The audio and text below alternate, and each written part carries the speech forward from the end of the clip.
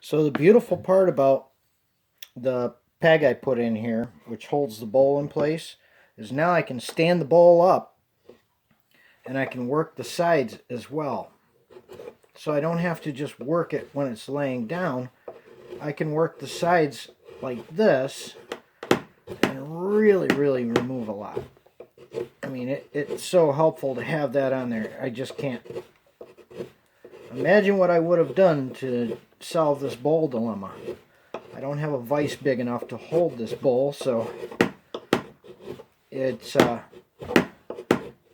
absolutely awesome. And it's pretty sturdy. It's making a little creaking noise here and there, but that's because my feet are on the stirrups and it puts pressure on that wood, which puts pressure on everything when you're moving it, which is not a big deal. It's not going to go anywhere. But it's pretty cool. I'm loving it. I'm able to run the draw knife and take down all four sides around the outside of the bowl. And no, it's not square, so yeah, it doesn't have sides, but quadrants. Anyhow, it's coming along really well. This is a really huge breakthrough for me. Now I know I can do bowls. I was kind of wondering how I was going to do this draw horse or draw knife work on this bowl.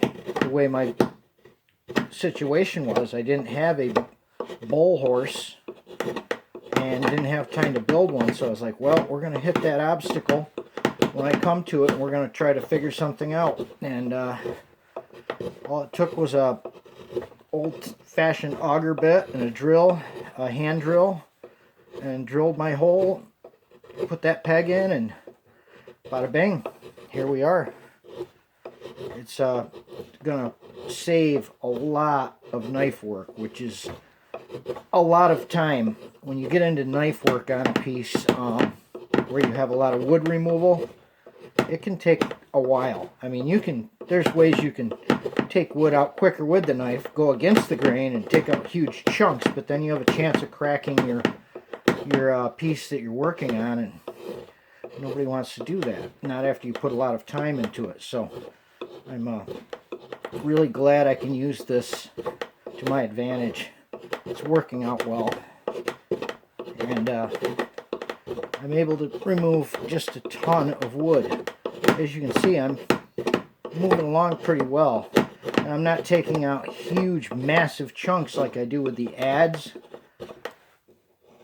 but I am able to take out quite a bit rather quickly. I mean, you know, it's incredible how much comes off of this and how much time it's saving by doing it this way. I know it seems you guys are probably like, man, it takes forever to do a bowl. Well, you're right, it does. It's a lot of work, but it's refining your methods, and like the guy in the video I watched when he was making a bowl said, nobody does it the same way. Do it whatever way works for you. Well, you kind of figure out what works best for you as you go along, and you incorporate that, and you can always build upon that. So I found that this is working out really well, so I'll be able to take it a step further if I want to use other attachments on here. Even I can figure it out mechanically. Okay, what will work, and build it and pop it together, and bada bing, we've got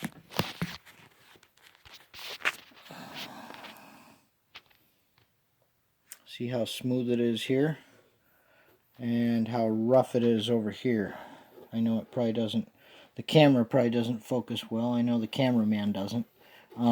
So this side's really rough still. So I'm doing a quarter at a time, and once I get it all smoothed off and get a lot of the wood off, then I can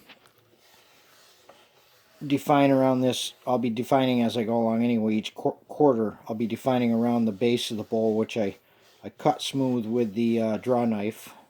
So now it will sit and it won't bounce around. It won't roll. It'll work. So That's nice and smooth. This is coming along. So it's a lot of wood removal, but it's coming along. I can check my depth.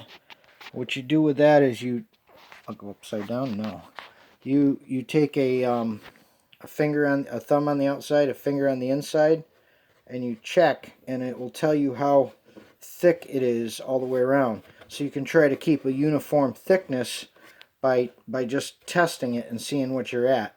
Right now I'm about a little less than half an inch, which is pretty damn thick.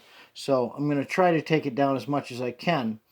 I also won't make it too thin, because if you make it too thin, then you're going to have a bowl that is more prone to crack as well. Anyhow, over and out.